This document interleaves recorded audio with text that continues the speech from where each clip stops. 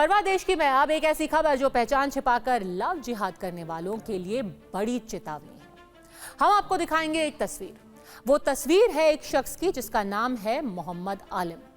मोहम्मद आलिम ने आनंद बनकर एक हिंदू लड़की को धोखा दिया, पीड़ित से कई बार रेप किया, निकाह के लिए मुस्लिम धर्म कबूल करने का दबाव बनाया, यहां तक कि मारपीट भी की। लेकिन अब बरेली जिले की एक फास्ट ट्रैक कोर्ट ने इसे लव जिहाद का दोषी करार दिया है।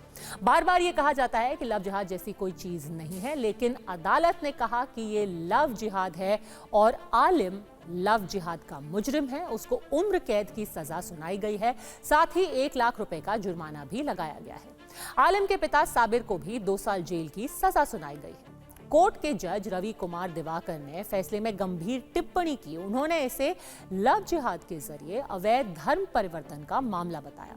जज ने अपने फैसले में कहा कि मुस्लिम पुरुष शादी के जरिए इस्लाम में धर्मांतरण के लिए हिंदू महिलाओं को निशाना बनाते हैं। देश में पाकिस्तान, बांग्लादेश जैसे हालात पैदा करने की साजिश रची जा रही है।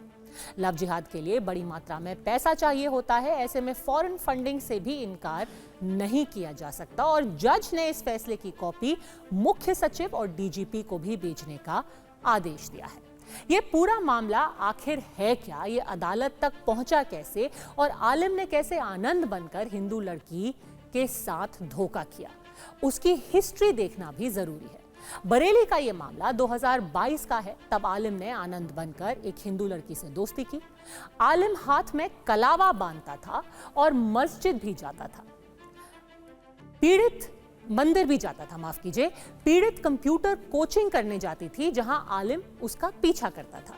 13 मार्च 2022 को आलिम ने एक मंदिर में पीड़िता की मांग भरी। इसके बाद उसने लड़की से कई बार कथित तौर से रेप किया। जब पीड़ित प्रेग्नेंट हो गई तब उसने आलिम पर शादी का दबाव बनाया, लेकिन आलिम मुकरने लगा और उसने पीड़ित का गर्भपात करवा दिया। फिर मई 2023 में लड़की आलिम के घर पहुंची। यहां उसने आलिम के मुस्लिम होने की जानकारी पाई। उसको पहली बार तब पता चला जब वो उसके घर पहुंच गई। फिर उसने आलिम के घर वालों को सारी करतूत बताई तो उन्होंने पीड़ित की ही पिटाई शुरू कर दी। पिटाई के साथ आलिम के अब्बा साबिर ने निकाह के लिए पीड़ित को इस्लाम कबूल करने का विकल्प दिया। जब लड़की ने ऐसा करने से इनकार कर दिया और पुलिस में शिकायत दर्ज करवाई, इस पर पुलिस की जांच के बाद अब कोर्ट ने सजा सुना दी है। बरेली की अदालत के इस फैसले पर केंद्रीय मंत्री गिरिराज सिंह का भी बयान आया है। उन्होंने कहा कि लव जिहाद देश के लिए एक नासूर है।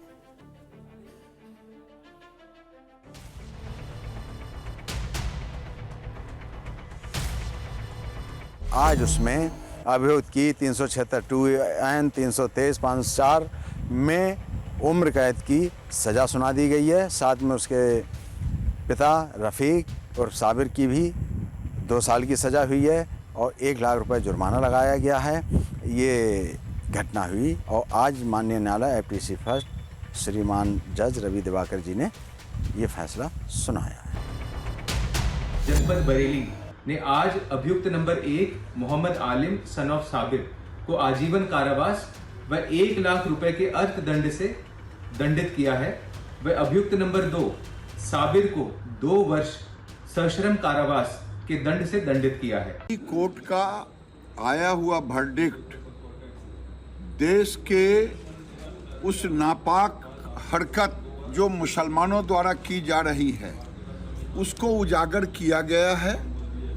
लव जिहाद और बांग्लादेश जैसी हालात पैदा करना, इस कोर्ट के निर्णय को, ऑब्जर्वेशन को, देश के सनातनियों को और लोगों को जो टुकड़े टुकड़े गैंग हैं उनको भी देखना चाहिए। आने वाले दिन में भारत को जो लोग पाकिस्तान और बांग्लादेश बनाना चाहते हैं उनके लिए भी एक ये ऑब्जर्वेशन क्वेश्चन मार्क है। भारत में मुसलमान अब गजवाए हिंद करना चाहते हैं। यूपी में इसी साल धर्म परिवर्तन और लव जिहाद के खिलाफ कानून को और कड़ा किया गया है। राज्य सरकार के मुताबिक 2021 के कानून से ऐसे मामलों पर अंकुश नहीं लग रहा था। ऐसे में इसे और सख्त किया गया। बड़ी बात यह है कि सरकारी रिपोर्ट के मुताबिक लव जिहाद के सबसे ज्यादा मामले बरेली में ही सामने आ रहे हैं, जहां आलिम ने आनंद बनकर हिंदू लड़की को धोखा दिया, लेकिन अब अदालत ने उसे पूरी जिंदगी जेल में रहने की सजा सुनाई है। हालांकि ये फैसला लोअर कोर्ट का है।